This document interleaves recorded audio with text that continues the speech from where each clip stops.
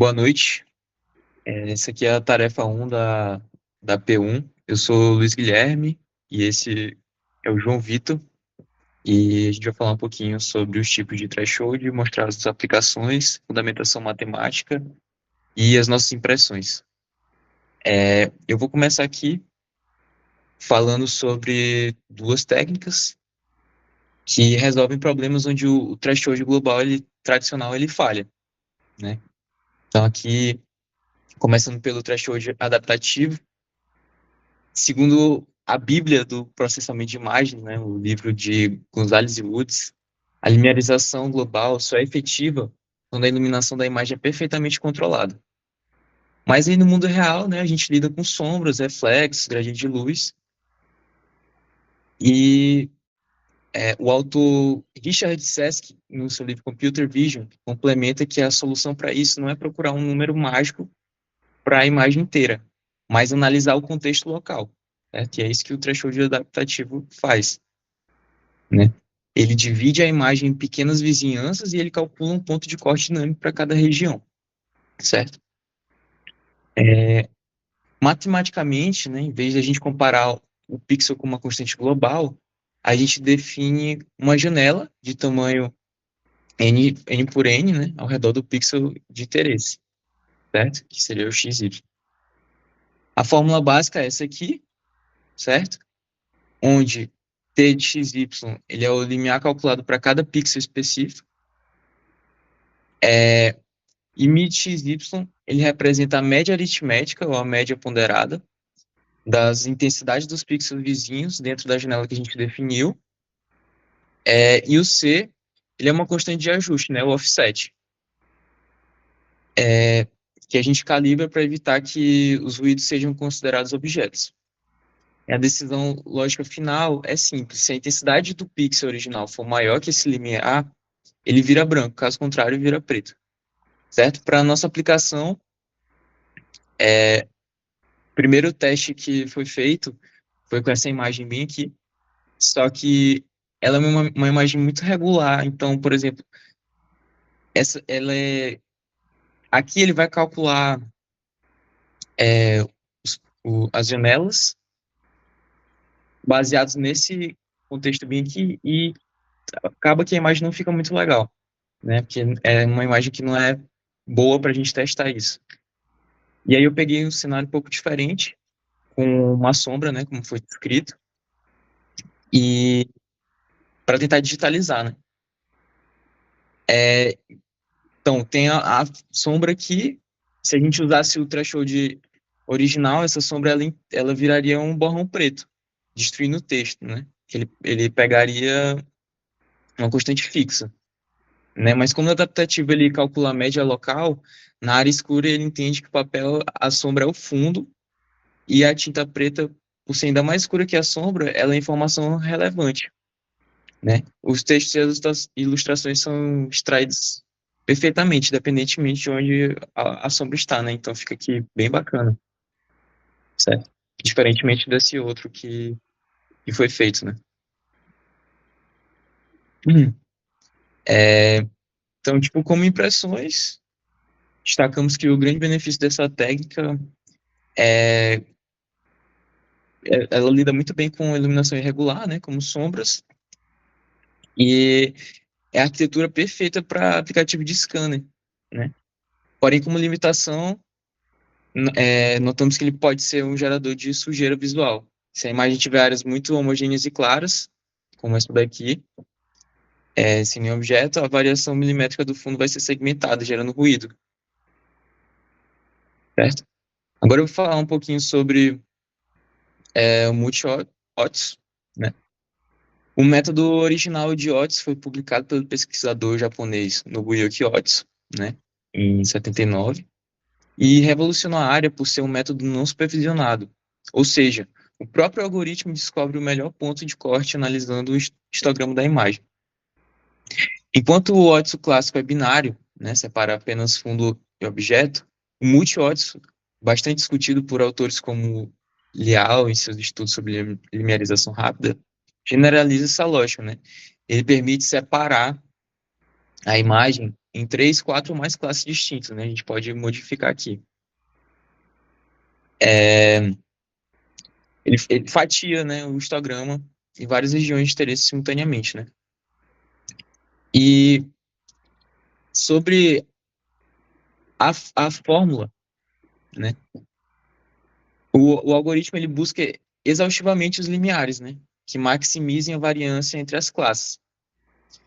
E explicando a fórmula aqui de forma mais simples, é sigma ao quadrado b é a variância entre as classes.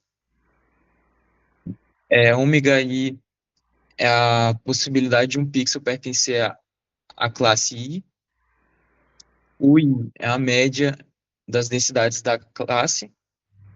O t é a média global da imagem, né? O algoritmo ele testa as combinações e escolhe os cortes onde as classes ficam o mais distantes e distintos possíveis, certo? E aqui a nossa aplicação, né, que ela é perfeita para área de imagens médicas, né, como a gente fez aqui. Nessa ressonância não temos apenas osso e fundo, né? Temos o fundo da imagem, o líquido, a massa cinzenta e a massa branca. Cada um desses tecidos ele absorve a radiação de forma diferente, né, gerando tons de cinza específicos. E ao aplicar o multiótico, ele consegue separar bem, né, e segmentar essas áreas, certo? E aí, sobre as impressões, né, o benefício é a automação e a elegância, né? Você não precisa ficar chutando os valores mínimos e máximos na mão, a matemática resolve tudo, e ele é excepcional para segmentar camadas bem definidas, né? A principal limitação que encontramos é o custo exponencial. Como o algoritmo clássico testa combinações possíveis, pedir para ele separar em 2 ou 3 classes é muito rápido. Mas se tentar muitas classes de imagem de alta resolução, o processamento pode ficar inviável para aplicações em tempo real, sem otimizações pesadas. Certo? Além disso, se a imagem não tiver picos claros no histograma, ele pode cortar objetos no meio de forma indesejada. Então, a gente tem aqui um exemplo e aqui um outro exemplo. E agora eu vou passar para o meu amigo João Vitor, que vai dar prosseguimento. Bom, dando continuidade ao nosso trabalho, a gente entra agora no Range Thresholding, né? Que ele também é conhecido na literatura como fatiamento de intensidade. Segundo Rafael Gonzalez e Woods, né, eles, na sua obra clássica Processamento Digital de Imagens, eles citam que a linearização global, ela muitas vezes falha quando o nosso interesse não é de separar apenas o fundo do objeto, mas sim isolar uma classe específica de objetos que possui uma assinatura de brilho muito particular, né? Enquanto o threshold binarizado, que foi o dado pelo professor em sala de aula, ele cria um muro entre um único ponto.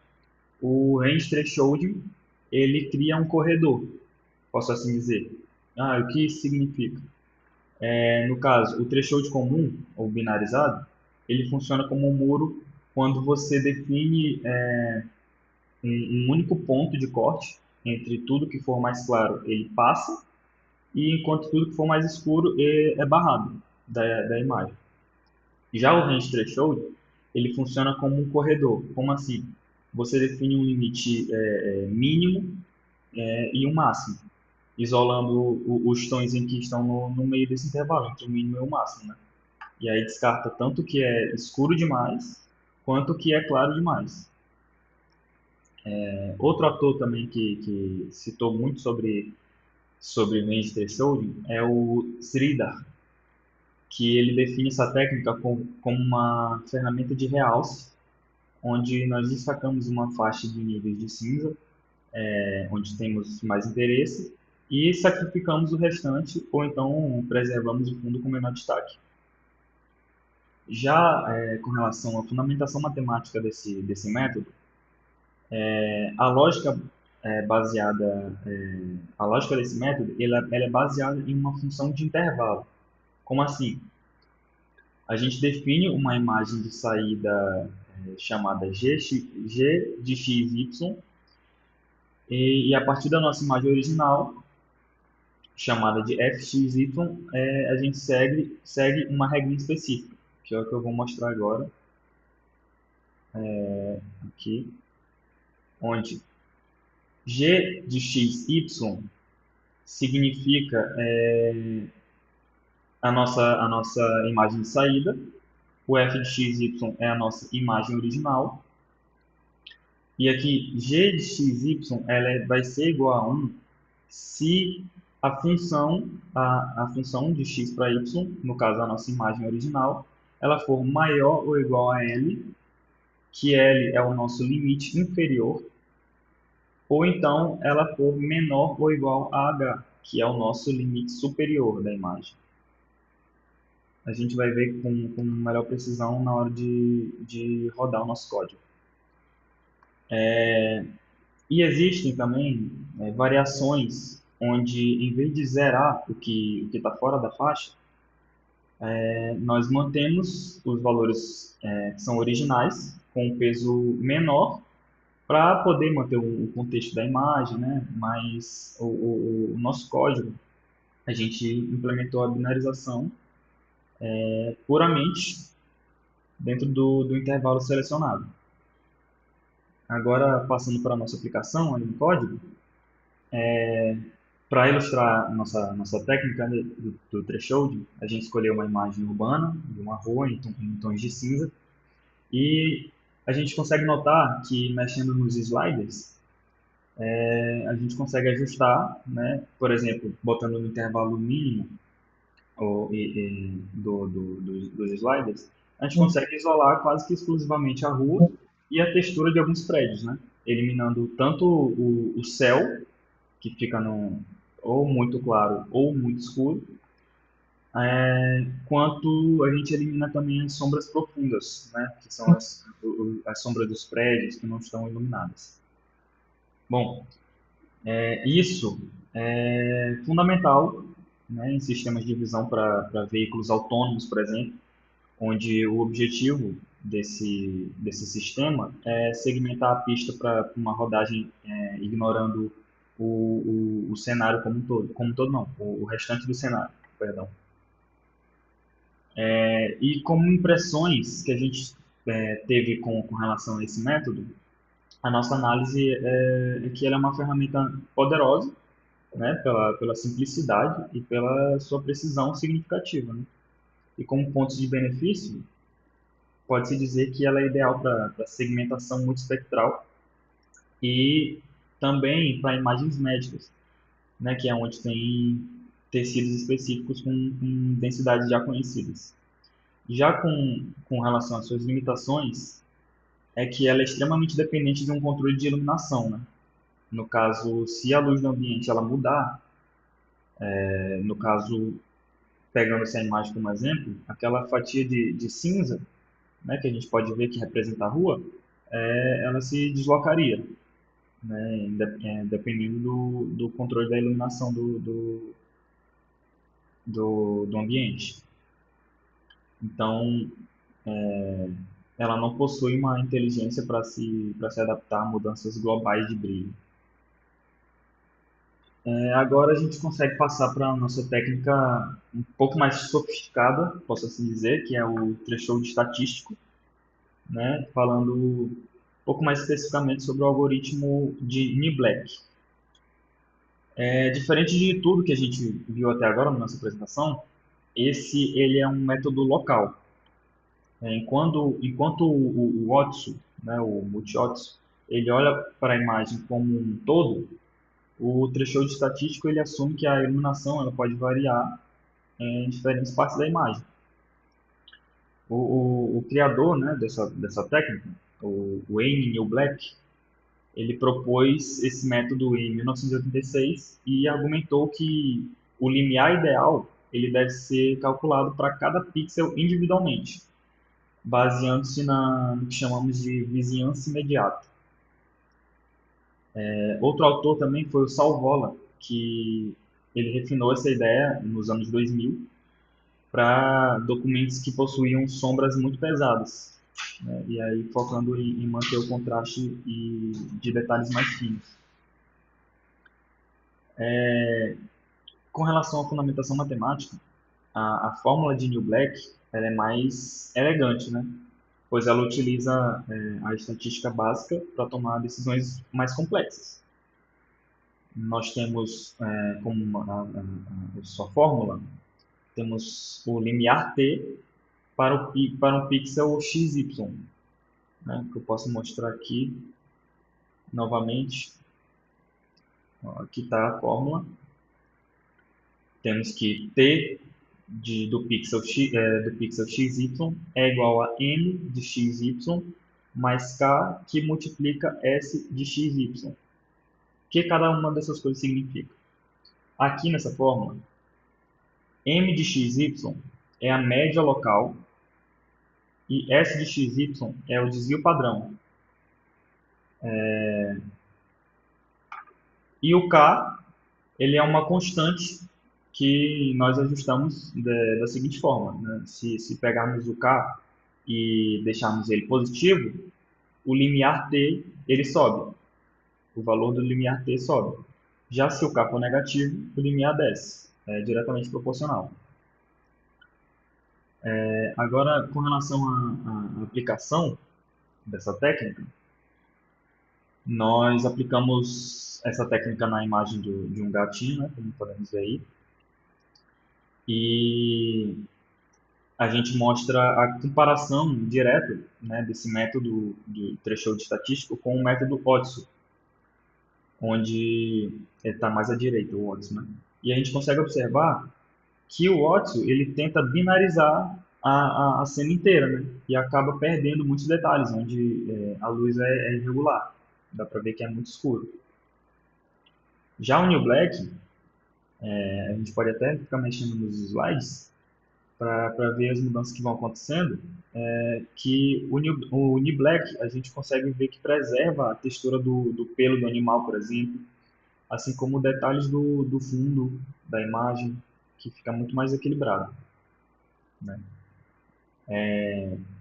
As nossas conclusões de utilização desse método são bastante claras, ainda mais se a gente levar em consideração essa comparação com o Watson, né? Que, como ponto benéfico, ela é a melhor solução para lidar com sombras, né? Reflexos, iluminação não uniforme, e ela é um padrão ouro para digitalização de documentos e reconhecimento de caracteres, por exemplo. Já sua limitação é porque o custo computacional dela é um ponto fraco, né? O custo computacional dela é maior. Porque como ela precisa calcular médias e desvios para cada pixel de cada quadro, principalmente se a gente for levar em consideração tratando com vídeos, não só imagens, o processamento dele é muito mais lento, né, que os métodos globais. E além disso, em áreas de cor muito sólida, né, e muito uniforme, ele pode criar uma espécie de ruído fantasma, que ele tenta achar algumas variações onde elas não existem. Bom, essa foi a nossa apresentação, nosso trabalho. Espero que Agora, tenha sido claro. E vamos só finalizar mostrando o vídeo que fizemos com o Luiz Guilherme. então, mostrar o vídeo aqui. O vídeo original, né, eu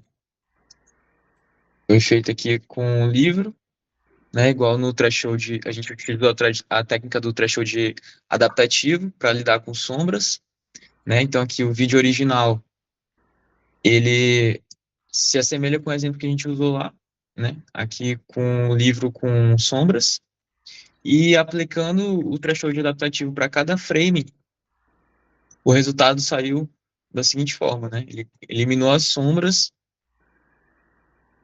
né? Ele eliminou as sombras e ficou bem legível as letras e dá para ver bem bacana as imagens também, certo? Então, esse foi nosso trabalho e obrigado pela atenção aí.